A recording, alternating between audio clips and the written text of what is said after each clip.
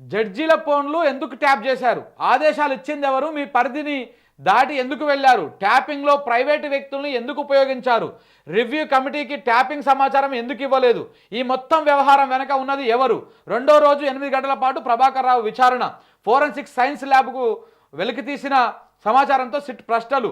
ఆయన 2 ఫోన్లు స్వాధీనం, మరో 14న మరోసారి రావాలని ఆదేశం. జడ్జిల ఫోన్లు ట్యాప్ చేసిరన్నటువంటి ఆధారము మీ దగ్గర ఎక్కడుంది? ఏ జడ్జి గారు చెప్పిర్రు?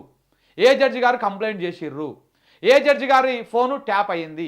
అసలు ఈ సిట్ అధికారుల దగ్గర ఉన్నటువంటి ఆధారం ఏంటిది? ఫస్ట్ ఇవన్నీ పక్కన పెడితే ఈ ఫోన్ ట్యాపింగ్ కేసు మీద ఇంత సినిమా చేస్తున్నటువంటి ఈ సిట్ కానీ రేవంత్ రెడ్డి గారి సర్కారు కానీ కొన్ని వాస్తవాలను ఎందుకు దాచిపెడతా ఉన్నది? విచారణ ప్రభాకర్ రావు చేసినప్పుడు ప్రభాకర్ రావు పైనటువంటి అధికారులు ఎందుకు విచారణ పరిధిలోకి రారు? ఆయనకు ఆదేశాలు ఎక్కడి నుంచి వచ్చినాయి? ఏ కమిటీ నుంచి ఆయనకు రివ్యూ చేయమని వచ్చినాయి? ఇవన్నీ ఎందుకు చర్చకు రావడం లేదు? ఎందుకు విచారణకు రావడం లేదు?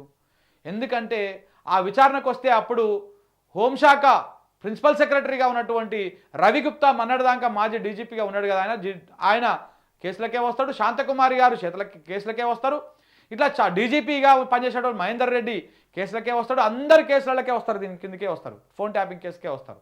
కాబట్టి వాళ్ళని ముట్టుకోరు. అనిల్ కుమార్ ఉన్నాడు కదా, ఆయన కూడా ఇందులోకే వస్తాడు. సో ఇట్లా వాళ్ళు చాలామంది కూడా ఈ కేసులకు వస్తారు. అందుకని కేవలం ఒక సర్కిల్ తీసుకొని దాని వరకే పరిమితం అవుతా ఉన్నాడు రేవంత్ రెడ్డి సిట్టు.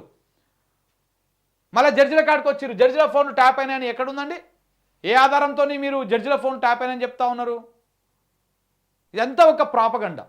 ఎందుకంటే జడ్జిల ఫోన్లు ట్యాప్ అయినటువంటి అంశాన్నే పదే పదే మనం రాస్తే ఇవి జడ్జీలు చదవాలి.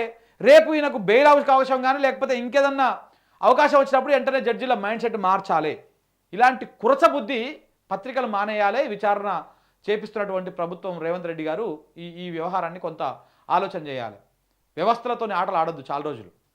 అది ఎప్పటికొకరోజు తేలిచి బయట పడుతుంది, ఆగమవుతుంది. సో కాబట్టి ఇలాంటి ప్రయత్నాలు బంద్ పెట్టాలి. ఇప్పుడు ఎందుకు ఈ జడ్జిల ఫోన్లు అనేది ప్రధానంగా తీసుకున్నారంటే ఇదన్నమాట కథ.